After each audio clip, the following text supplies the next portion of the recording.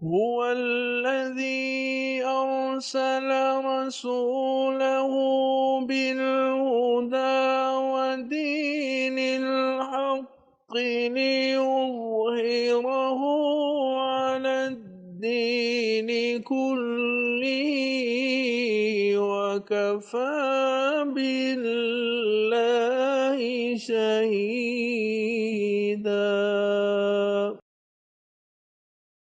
الحمد لله نحمده ونستعينه ونستغفره ونؤمن به ونتوكل عليه ونعوذ بالله من شرور أنفسنا ومن سيئات أعمالنا من يهده الله فلا مضل له ومن يضلله فلا هادي له ونشهد أن لا إله إلا الله وحده لا شريك له ونشهد أن سيدنا ومولانا محمدًا عبده ورسوله صلی اللہ تعالی علیہ وعلی آلہ واصحابہ وبارک وسلم تسلیما کثیرا کثیرا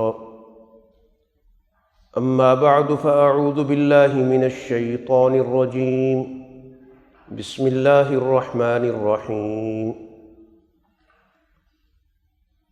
وَلَقَدْ كَرَّمْنَا بَنِي آدَمَ وَحَمَلْنَاهُمْ فِي الْبَرِّ وَالْبَحْرِ وَرَزَقْنَاهُمْ مِنَ الطَّيِّبَاتِ وَفَضَّلْنَاهُمْ عَلَى كَثِيرٍ مِّمَّنْ خَلَقْنَا تَفْضِيلًا صدق اللہ العظیم۔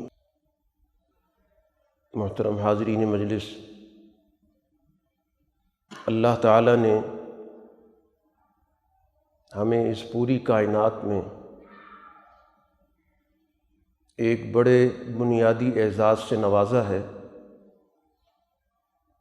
جس اعزاز کو ہم عام طور پر انسانیت کے عنوان سے جانتے ہیں۔ یہ انسانیت، یہ انسان کے لیے محض تعارف نہیں ہے، محض پہچان نہیں ہے، بلکہ یہ اس کا ایک اعزاز ہے، یہ اس کی ایک فضیلت ہے، جس کی بنیاد پر اللہ تعالیٰ نے اس کو خلافت کے منصب پر فائز کیا۔ تو اس دنیا میں سماجی نظام یہ محض انسان کے رہین منت ہے۔ انسان ایک ایسی مخلوق ہے جو باقاعدہ اپنا ایک سماجی نظام رکھتا ہے۔ سماجی نظام سے مراد کہ جس میں انسانوں کے باہمی تعلقات ہوتے ہیں، ان تعلقات میں باقاعدہ درجہ بندی ہوتی ہے، اور یہ تعلقات شعوری ہوتے ہیں، محض جبلی تقاضے نہیں۔ یہ باقاعدہ اللہ تعالیٰ نے انسانی شعور میں یہ بات رکھی ہے کہ وہ اپنے جیسے افراد سے باقاعدہ ایک تعلق رکھے، ان تعلقات کا باقاعدہ ایک دائرہ کار ہو، جس کے نتیجے میں ان کے درمیان حقوق اور فرائض کا تصور پیدا ہوتا ہے۔ یہ حقوق اور فرائض کا تصور دنیا میں کسی اور مخلوق میں نہیں ہے،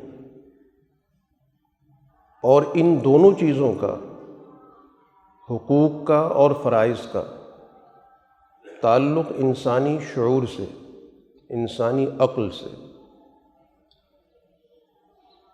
تو جب تک یہ عقل انسان کی طبیعت پر غالب رہتی ہے تو اس کی انسانیت نہ صرف محفوظ رہتی ہے بلکہ ترقی کرتی ہے، اور جب انسانی طبیعت انسانی عقل کو مغلوب کر لے تو پھر ایسی صورت میں اس کو آپ حیوانیت کہتے ہیں۔ اس کے نتیجے میں انسان میں ذاتی مفاد کی سوچ پیدا ہوتی ہے، اس لیے انسانی معاشرے میں زندگی بسر کرنے کے لیے کچھ بنیادی اصول و قواعد، ان اصول و قواعد پر کسی انسانی معاشرے کی تعمیر و تشکیل ہوگی تو اس کو ترقی حاصل کرنے والا، ترقی کی طرف گامزن معاشرہ کہا جائے گا۔ حضرت امام شاہ ولی اللہ رحمۃ اللہ علیہ نے اس حوالے سے 3 بنیادی دائروں کا تعارف کرایا کہ انسانی معاشرے کے جو مختلف شعبے ہیں، ان شعبوں کا ایک تو وہ کام ہے جو اس شعبے سے تعلق رکھتا ہے، جیسے انسانوں کے درمیان ایک آئلی نظام پیدا ہوتا ہے، انسانوں کے مابین ایک معاشی نظام قائم ہوتا ہے، انسانوں کے مابین ایک دوسرے کے ساتھ اشیاء کے تبادلے کا نظام پیدا ہوتا ہے۔ یہ تو شعبہ جاتی تقسیم ہے، لیکن ان تمام شعبوں کے اندر 3 بنیادی اصولوں کا ہونا ضروری ہے۔ ان اصولوں پر جب معاشرے کی تعمیر اور تشکیل ہوگی تو پھر جا کر انسانیت اپنے درست راستے پر چلے گی۔ ایک کا تعلق ہے انسان کے اندر جو اللہ نے امتیازی وصف رکھا ہے کہ یہ انسان اپنے جیسے افراد انسانیت کے لیے سوچ و بچار کرتا ہے۔ یہ اللہ نے اس کی فطرت میں مزاج رکھا ہے، سوائے اس کے کہ اس کی فطرت بگڑ جائے، بگاڑ دی جائے، اس پر پردے پڑ جائیں، وہ ایک علیحدہ بات ہے۔ لیکن انسان کی جو درست فطرت ہے، جس کو فطرت سلیمہ کہتے ہیں، اس کا تقاضا یہ ہے کہ انسان اپنی ذات سے اوپر اٹھ کر اپنے جیسے انسانوں کے لیے، ان کی بھلائی کے لیے نہ صرف سوچے بلکہ کردار ادا کرے۔ اس کے لیے جو شاہ صاحب نے تعبیر اختیار کی وہ کی الرأی الکلی، یعنی انسان کی وہ سوچ، وہ شعوری رائے جو کل انسانی معاشرے کو پیش نظر رکھتی ہو۔ اس کے مقابلے پر ایک سوچ ہوتی ہے انفرادی نوعیت کی، ذاتی نوعیت کی، یا تھوڑا سا اوپر اٹھ گئے تو گروہی نوعیت کی۔ اس سے آگے اس سوچنے کا عمل ختم ہو جاتا ہے۔ یہ چیز تو ہر مخلوق کے اندر موجود ہے۔ ہر مخلوق جتنا اس کا دائرہ ہے اس میں اپنے آپ کو نقصان سے بچانے کی کوشش کرتی ہے، اور جس چیز کو وہ اپنے لیے مفید تصور کرتی ہے اس کو اختیار کرتی ہے۔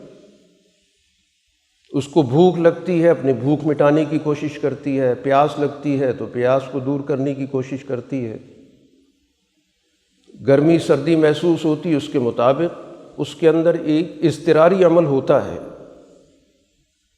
لیکن وہ صرف اور صرف اپنی ذات تک محدود ہوتا ہے۔ تو اس کو کہا جاتا ہے جزئی رائے، محدود درجے کی سوچ، انفرادی سوچ۔ تو انسانیت کی پہچان انفرادی سوچ نہیں ہے، جزوی سوچ نہیں ہے، فروعی سوچ نہیں ہے، بلکہ اس کی اصل پہچان اجتماعی سوچ ہے، ایک کلی سوچ ہے۔ وہ رائے جس کی بنیاد پر انسان اپنے جیسے انسانوں کے معاشرے کے لیے سوچتا ہے، اپنے فائدے کو اجتماعی فائدے کے ساتھ ہم آہنگ کرتا ہے، اپنے آپ کو، اپنے فائدے کو غالب نہیں کرتا۔ یہ بالکل ابتدائی پہچان ہے انسانی معاشرے کی۔ اگر کسی سوسائٹی کے اندر یہ کلی سوچ، یہ اجتماعی سوچ، یہ وسیع تر انسانی سوچ موجود ہی نہیں ہے، تو اس کا مطلب یہ ہوا کہ وہ معاشرہ ابھی تک حیوانی درجے میں۔ اس میں آپ کسی اور خوبی کو اگر تلاش بھی کریں، کسی اور خوبی کو وہاں پر آپ دیکھنا بھی چاہیں، تو وہ خوبی نہیں ہوگی، دھوکا ہوگا۔ تو گویا وہ سوسائٹی، وہ معاشرہ جس میں انفرادیت کا غلبہ ہوگا، ذاتی مفاد کا غلبہ ہوگا، محدود سوچ کا غلبہ ہوگا، وہ گویا انسانیت سے گرا ہوا۔ اس کی ترقی کی بات کرنا، اس میں روحانیت تلاش کرنا، اس کا مذہب سے تعلق قائم کرنا، یہ ساری کی ساری باتیں محض دکھاوے کی ہوں گی، محض اپنے کسی مخصوص مقصد کے تابع ہوں۔ تو اس لیے ایک تو بڑی بنیادی چیز یہ ہے کہ اجتماعیت کی سوچ پر معاشرہ اور اس کے تمام شعبوں کی تعمیر، چاہے وہ شعبہ معیشت کا ہو، چاہے وہ آئلی نظام کا ہو، چاہے وہ اخلاقیات کا ہو، چاہے وہ سیاسیات کا ہو، قومی درجے کا ہو، بین الاقوامی درجے کا ہو، جتنے بھی انسانی زندگی کے شعبے بنتے ہیں، ان سب کی یہ اساس ہے، بنیاد ہے۔ یہ نہیں ہوگی تو انسانی سوسائٹی کے باقی معاملات کی کوئی حیثیت نہیں، ان کے اندر کوئی مقصدیت نہیں۔ اس اجتماعی سوچ کے بعد کہ اگر اس معاشرے کے اندر یہ سوچ قائم ہو جاتی ہے الرأی الکلی کی، کہ ہمیں اپنے ذاتی مفاد کو اجتماعی مفاد کے تابع کرنا ہے، اپنے مفاد کو ہم نے اگر حاصل کرنا ہے تو اجتماعی مفاد کے دائرے میں کرنا ہے، اس کے مقابلے پر نہیں کرنا۔ اس کے مقابلے پر کریں گے تو اس کا مطلب یہ ہوا کہ ہم نے انسانی معاشرے کی بنیاد کی نفی کر دی۔ اب اس کے بعد دوسرا دائرہ شروع ہوتا ہے۔ انسانی معاشرہ اگر ترقی کی طرف جائے گا تو لازمی طور پر اس کو کچھ بنیادی اخلاق پیش نظر رکھنے ہوں گے، کچھ اس کے اندر ایسے رویے ہوں گے جن پر اس کے معاشرے کی اور اس کے شعبوں کی تعمیر و تشکیل ہوگی۔ یہ اعلیٰ اخلاق کہلاتے ہیں، یا ان کو اخلاق فاضلہ کہا جاتا ہے، جو انسان کی ترقی کی بنیاد بنتے ہیں۔ ان اخلاق کے ذریعے در حقیقت انسانیت کو مزید ترقی یافتہ بنایا جاتا ہے۔ ان اخلاق کے ذریعے انسانیت کو معاشرے کے اندر حقوق انسانی کو محفوظ رکھنے کے لیے تربیت دی جاتی ہے۔ اور اخلاق کیسے حاصل ہوتے ہیں؟ شاہ صاحب بھی کہتے ہیں کہ اخلاق کا تعلق کسی کتاب کے پڑھنے سے نہیں، کہ آپ کسی موضوع پر کوئی کتاب پڑھ لیں، کسی فلسفی کے نظریہ اخلاق کو سمجھ لیں، اس کے ماہر بن جائیں، تو آپ اس علم کے تو ماہر ہو گئے، اخلاق نہیں پیدا ہوتا۔ اس کے لیے باقاعدہ ایک سسٹم کی ضرورت ہوتی ہے۔ کیونکہ اخلاق ہمیشہ اجتماعی ہوتے ہیں۔ خلق کیسے ظاہر ہوتا ہے؟ خلق نام ہے رویے کا، ایک آدمی کا دوسرے کے ساتھ کس قسم کا معاملہ ہے۔ انفرادی سطح پہ کوئی خلق نہیں ہوتا۔ آپ جب کسی شخص کے بارے میں کہتے ہیں کہ وہ سچا ہے، تو اس کا مطلب یہ ہے کہ اس نے دوسرے آدمی سے حقیقت پر مبنی گفتگو کی ہے، اور اگر اس کو کسی سے بات کرنے کا، کسی سے معاملہ کرنے کا موقع ہی نہیں ملا، تو آپ کہیں جی سچا آدمی ہے، بے معنی بات ہے۔ آپ کسی شخص کے بارے میں کہتے ہیں دیانت دار ہے، تو اس کا یقینی معنی یہ ہوگا کہ اس کا لوگوں کے ساتھ جو بھی لین دین ہوا، جو بھی معاملہ ہوا، اس معاملے میں اس نے دیانت اور امانت کو پیش نظر رکھا، اور اگر اس کا کسی سے کوئی تعلق ہی نہیں ہے،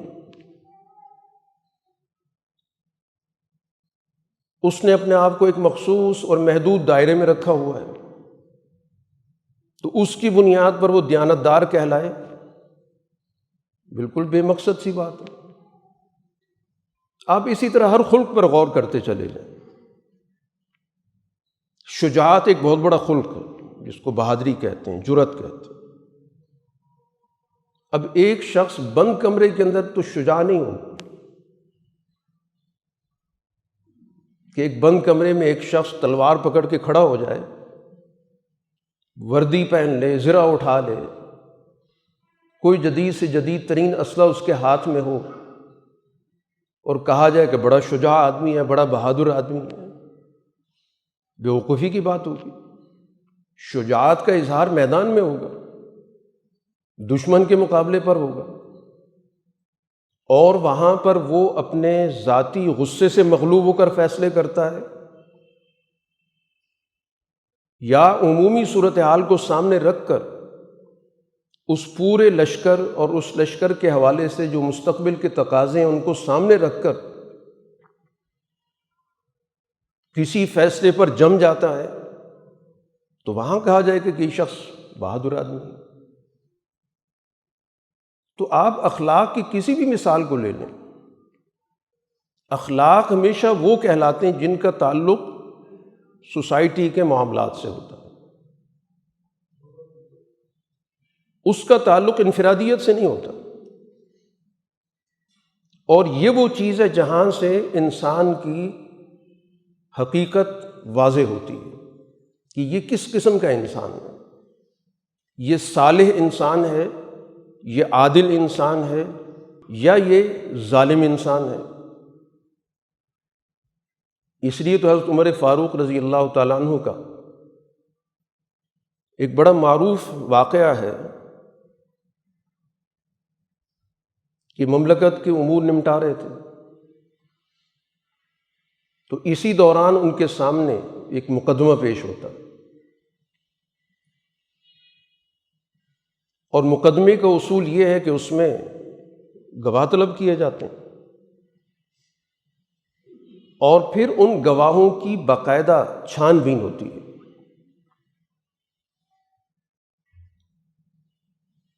جس کو اسلامی شریعت کی زبان میں تزکیۃ الشہود کہتے ہیں۔ اس کا مطلب یہ ہوتا ہے کہ ان گواہوں کے بارے میں معلومات حاصل کی جائیں کہ یہ کس قسم کے گواہ ہیں۔ گواہوں کے حوالے سے دو بڑی بنیادی چیزیں دیکھنی بڑی ضروری ہوتی ہیں۔ ایک یہ کہ جس کے حق میں یہ گواہی دے رہے ہیں، کیا اس کے ساتھ ان کا کوئی رشتہ ناتا ہے، کوئی مفادات ان کے یکساں ہیں؟ تو اگر ایسی کوئی چیز پتہ چل جاتی ہے تو سچی گواہی بھی معتبر نہیں رہتی، کیونکہ یہاں شبہ پیدا ہو گیا کہ یہ گواہ در حقیقت جس کے حق میں بات کر رہا ہے اس کے مفادات ایک جیسے ہیں، ان کے درمیان رشتہ ناتا ہے۔ یہی وجہ ہے کہ اسلامی شریعت میں بیٹے کی گواہی باپ کے حق میں معتبر ہی نہیں، چنانچہ وہ بڑا معروف واقعہ حضرت علی رضی اللہ تعالیٰ عنہ کا موجود ہے کہ ان کا ایک یہودی کے ساتھ معاملہ ہوا، یہودی نے ان کی زرہ چوری کی ہوئی تھی، حضرت علی رضی اللہ تعالیٰ عنہ نے اس کو دیکھ لیا تو قاضی کے پاس جا کر اپنا مقدمہ دائر کیا، حالانکہ خود خلیفہ راشد تھے، اختیارات تھے، وہ اختیارات استعمال کر سکتے تھے کہ ان کی اپنی چیز تھی، لیکن انہوں نے قانونی راستہ اختیار کیا۔ قاضی شرح کے پاس کیس لگتا ہے، اور قاضی شرح کوئی صحابی نہیں، تابعی ہیں، لیکن ان کو ایک منصب حضرت عمر رضی اللہ تعالیٰ عنہ کے دور سے ملا تھا، بڑا طویل عرصہ وہ قاضی رہے۔ تو وہاں پر قاضی نے پوچھا خلیفہ وقت سے کہ آپ جو بات کہہ رہے ہیں اس کے گواہ کون ہیں؟ وہاں آج کا کوئی آدمی ہوتا وہ کہتا کہ میری سچائی پر آپ کو شبہ ہے، کیا میں ایک ذرہ کے لیے جھوٹ بولوں گا؟ جو ہمارا ایک عام انداز گفتگو کا ہوتا ہے کہ آپ پلٹ کے کسی سے یہ کہہ دیں کہ جی ثبوت دو، تو وہاں پر آدمی اپنی گواہی خود دینے لگ جاتا ہے، دوسرے آدمی کو شرمسار کر رہا ہوتا ہے۔ حضرت علی رضی اللہ تعالیٰ عنہ نے کہا کہ یہ گواہ موجود ہے میرے پاس، ایک حسن ہے جو ان کے بڑے صاحبزادے تھے، اور ایک قمبر ہے جو ان کا ماضی کے اندر غلام رہا تھا، آزاد شخص تھا۔ تو قاضی نے کہا قمبر کی گواہی تو ٹھیک ہے، آزاد شخص ہے، لیکن یہ حسن تو آپ کا بیٹا ہے، اور بیٹے کی گواہی باپ کے حق میں معتبر نہیں ہوگی۔ اب ظاہر ہے کہ گواہی کا معاملہ تو ختم ہو گیا، دو گواہ چاہیے تھے۔ اب معاملہ آ گیا یہودی کی طرف، اس سے کہا گیا تم قسم کھا کے کہو کہ یہ زرہ تمہاری ہے، ان کی نہیں ہے۔ اس نے جھوٹی قسم کھا لی کہ میری زرہ ہے، کیس خارج ہو گیا۔ یعنی خلیفہ وقت عدالت کے اندر سچا ہونے کے باوجود، سچے گواہوں کے باوجود کیس ہار گیا، اور ان کے ماتھے بھی کوئی شکن نہیں آئی۔ بعد میں جب یہودی نے یہ سارا معاملہ دیکھا کہ حکومت ان کی، عدالت ان کے ہم مذہب آدمی کی، سچے بھی ہیں، لیکن اصول اور ایک ضابطہ تھا جس کے مطابق فیصلہ ہوا، اور یہی چیز اس کے اندر تبدیلی کا باعث بنی، اور اس نے کہا کہ نہیں زرہ انہی کی ہے، اور اس کے بعد اس نے کلمہ بھی پڑھ لیا، دائرہ اسلام میں آ گیا۔ تو بات یہ ہو رہی تھی کہ تزکیۃ الشہود، کہ گواہوں کا جائزہ لینا ضروری ہوتا ہے۔ اسی طرح یہ دیکھنا بھی ضروری ہوتا ہے کہ گواہوں کی جس کے خلاف گواہی ہے اس سے کوئی پرانا تنازع تو موجود نہیں ہے، کوئی پرانا جھگڑا ان کا آپس میں رہا ہو، اور آج وہ اس کے خلاف گواہی دے رہا ہے کسی اور کیس میں، ہو سکتا ہے سچا ہو، لیکن شبہ موجود ہے کہ ممکن ہے کہ اپنے پرانے تنازع کے تناظر میں یہ شخص اس کے خلاف بات کر رہا ہو۔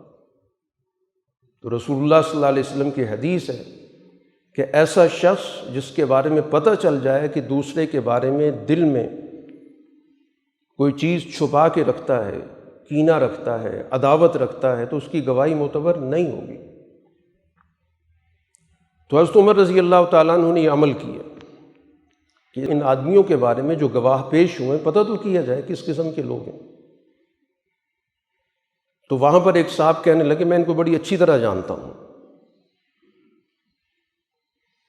کیسے جانتے ہو؟ اس لیے کہ میرے سامنے یہ رہتے ہیں، ان کو میں نے صبح شام مسجد کی طرف جاتے آتے دیکھا ہے، نمازی آدمی،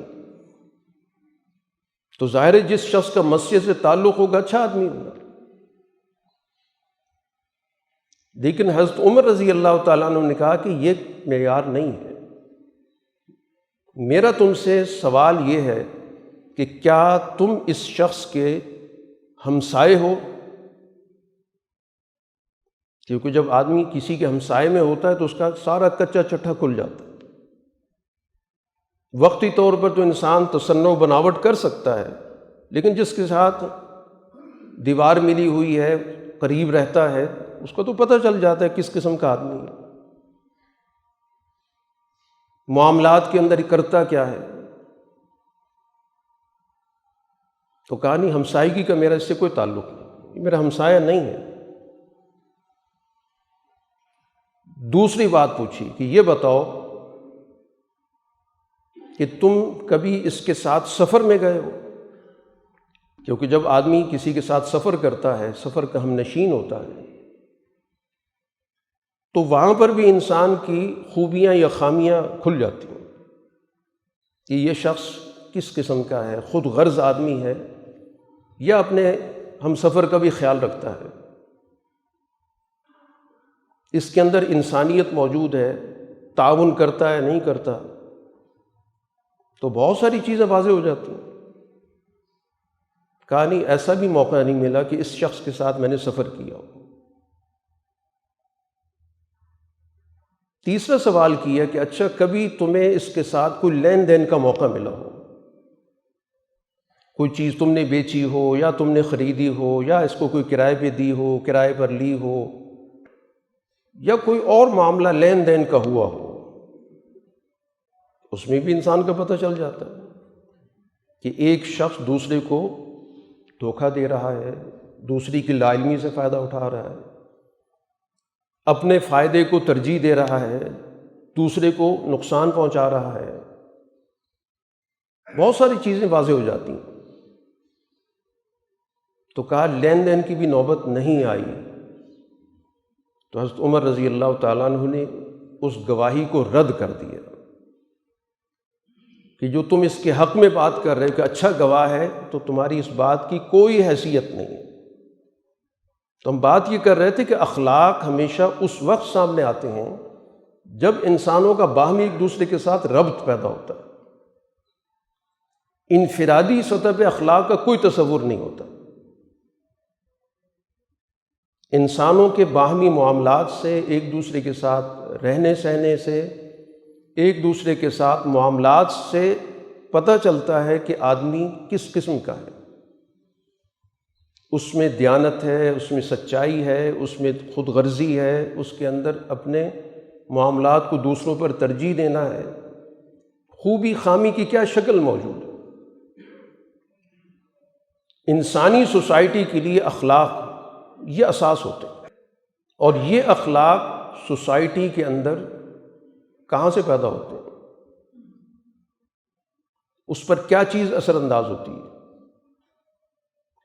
یہ کوئی الگ تھلگ شعبہ نہیں ہوتا کہ ایک انسان کی باقی زندگی ایک طرف ہو اور اخلاق کا شعبہ ایک علیحدہ چل رہا ہو۔ اخلاق انسانی معاشرے کے اندر گندے ہوئے ہوتے ہیں، اس لیے انسان کے معاشی حالات بھی اخلاق پہ اثر انداز ہوتے ہیں۔ رسول اللہ صلی اللہ علیہ وسلم بہت اپنی دعاؤں کے اندر پناہ مانگتے تھے تاوان سے، بوجھ سے، مالی بوجھ سے، جس کو حدیث کی زبان میں کہا گیا مغرم۔ صحابہ نے پوچھا اللہ کے رسول، آپ اس مغرم سے، اس تاوان سے، اس مالی بوجھ سے بہت زیادہ اللہ کی پناہ مانگتے ہیں، اس کی کیا وجہ ہے؟ یعنی باقی تو سمجھ میں آتا ہے کہ آپ جہنم کے عذاب سے پناہ مانگ رہے ہیں، آخرت کے حوالے سے جو سزائیں ہیں ان سے کوئی پناہ مانگ رہا ہے، سمجھ میں آتی ہے بات، لیکن یہ مغرم، یہ تاوان، یہ مالی تاوان، اور کثرت سے آپ پناہ مانگتے ہیں۔ تو رسول اللہ صلی اللہ علیہ وسلم نے فرمایا کہ دیکھو، جب کوئی شخص مالی بوجھ تلے آ جاتا ہے، مقروض ہو جاتا ہے، دوسروں کی اس پر مالی ذمہ داریاں آ جاتی ہیں اور وہ ان ذمہ داریوں کو نہیں پورا کر پاتا، تو اس کے سارے اخلاق برباد ہو جاتے ہیں۔ اس لیے کہ جب وہ بات کرے گا تو جھوٹ بولے گا، اس مالی بوجھ کی وجہ سے کہ اس نے وہ ادا کرنا ہے، اب جس شخص کا حق ہے، جن کے حقوق ہیں، وہ اس سے طلب کر رہے ہیں، اب یہ اس پوزیشن میں تو ہے نہیں کہ دے سکے، تو جھوٹ بولتا ہے کہ میں آپ کو 1 ہفتے کے بعد دے دوں گا، 1 مہینے کے بعد دے دوں گا۔ اس مالی بوجھ نے، اس مالی تاوان نے، اس قرض نے، اس معاشی تنگی نے اس کو جھوٹ کے راستے پہ ڈال دیا۔ اور اگر اس کے پاس کسی کی امانت پڑی ہے تو وہ اس مالی بوجھ کی وجہ سے خیانت بھی کرے گا۔ اس کی ضرورت ہے کہ اس اعتماد کو جو لوگوں نے اس پر کیا، اس کے پاس کوئی چیز رکھوائی، اب اس کی ضرورت اس قسم کی ہے کہ وہ مجبور ہے کہ اس میں خیانت کرے۔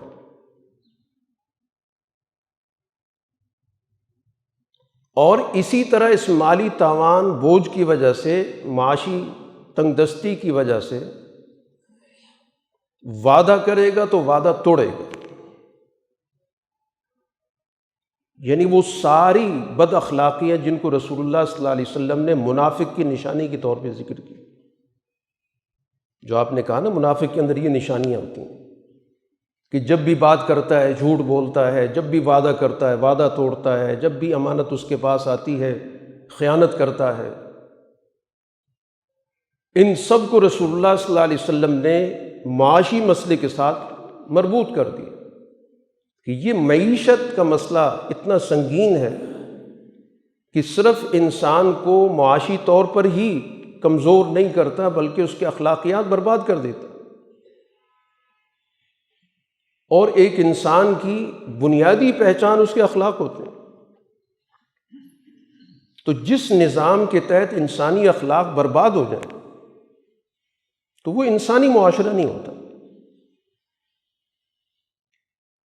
تو اخلاق فاضلہ کا ہونا سوسائٹی کے اندر یہ انسانی معاشرے کی پہچان ہے۔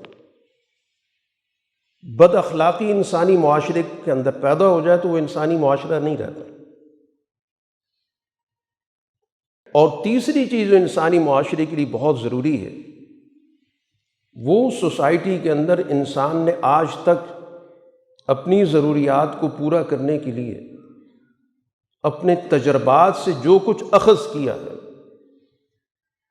ان تجربات کو اگلی زندگی کے لیے کام میں لانا۔ انسان معاشرے کے اندر بہت سارے تجربات کرتا ہے، بہت سارے علوم حاصل کرتا ہے، جس کے نتیجے میں اس نے اپنی زندگی کو بہتر سے بہتر بنانے کی کوشش کی، جس کے نتیجے میں آج وہ کل کے انسان کے مقابلے میں اپنی زندگی کو متمدن بنا رہا ہے۔ کل کا انسان ایک کچے کوٹھے میں رہتا تھا، تجربات کے نتیجے میں، علوم کے ارتقاء کے نتیجے میں آج اس نے اپنی رہائش بہتر کر لی۔ اس نے اپنے جسم کو چھپانے کے لیے بہتر سے بہتر لباس تیار کر لیا، اس نے بہت سارے آلات پیدا کر لیے، ان آلات کے ذریعے اس نے کئی علوم، کئی صنعتیں پیدا کر لیں۔ یہ اس کے تجرباتی علوم کہلاتے ہیں۔ گویا انسانی معاشرے کی یہ ضرورت ہے کہ سوسائٹی کے اندر انسانی تجربات سے استفادہ کر کے آگے بڑھا جائے۔ یہ کوئی تصور نہیں ہے کہ ہم یہ کہیں کہ نہیں آج سے 1000 سال پہلے کی جو زندگی تھی دین کا وہ تقاضا ہے، یا آج سے 1400 سال پہلے کی جو تمدن کی نوعیت تھی اس تمدن کو پیدا کرنا یہ دین کا تقاضا ہے۔ یہ بہت بڑی غلط فہمی ہے۔ عہد اول کی طرف رجوع کرنے کا مقصد در حقیقت وہ اصول، ضابطے جن کو اخلاق فاضلہ کہا گیا تھا ان کا احیاء ہے، اس دور کے تمدن کو نہیں پیدا کرنا۔ اگر یہ سوچ اختیار کریں گے تو اس کا مطلب یہ ہوا کہ معاشرے کے اندر جو انسان نے خداداد عقل سے کام لے کر بہت ساری علوم پیدا کیے، بہت ساری مہارتیں پیدا کی، بہت سارے صنعتیں پیدا کی، تو گویا دین ان تمام چیزوں کو مٹانے آیا ہے۔ قطعاً دین تو یہ بنیادی تعلیم دیتا ہے کہ اللہ نے اس انسان کے اندر یہ صلاحیت رکھی ہے. انسان کا بنیادی تعارف ہی یہی ہے کہ باقی مخلوق کے مقابلے پر یہ آلات سے کام لیتا ہے. حضرت شاہ رفیع الدین رحمۃ اللہ علیہ جو حضرت شاہ ولی اللہ رحمۃ اللہ علیہ کے صاحبزادے ہیں، انہوں نے انسان کی جو تعریف کی ہے وہ ان الفاظ کے ساتھ کی ہے کہ انسان وہ ہے کہ جو آلات سے، اوزار سے، آج کی دور کی زبان میں آپ کہہ لیں مشینوں سے کام کرتا. اس لیے انسانی معاشرے کے اندر ایک ارتقاء موجود ہے. یہ بھی انسانی معاشرے کا لازمی حصہ ہے. تو گویا سوسائٹی جب تک ان تین چیزوں کو آپس میں مربوط نہیں کرتی وہ کبھی بھی ترقی کی طرف نہیں جا سکتی. کہ ایک اس کی سوچ اجتماعی ہو جس کو الرأی الکلی کہتے ہیں، دوسرے اس میں اخلاق فاضلہ کا نظام موجود ہو، اور تیسرا اس کے اندر اس دور کے حوالے سے اہل عقل نے، اہل علم نے جو بھی تجربات کیے ہیں، ان تجربات کے نتیجے میں جو بھی علوم پیدا ہوئے ہیں، ان علوم کو اختیار کر کے اس سوسائٹی کو ترقی کی طرف گامزن کیا جائے. اور آج بدقسمتی سے ہماری سوسائٹی کے اندر یہ تینوں اجزاء مفقود ہیں. رائے کلی نہیں ہے بلکہ جزوی رائے، انفرادی رائے، گروہی رائے، مفاداتی رائے پر پوری سوسائٹی کے اندر نظام کھڑا ہے، ہر شعبے کا نظام.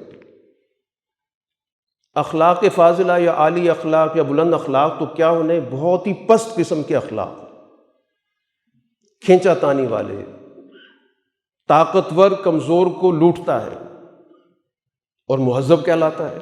آج آپ کی سوسائٹی کے جتنی بھی مہذب لوگ ہیں کون ہیں؟ جن کے پاس طاقت ہے، جو لٹیرے ہیں، جو استحصال کرتے ہیں، جو جبر کرتے ہیں، جو استبدادی طاقت کے مالک ہیں، ان کو اخلاق والا کہا جاتا ہے.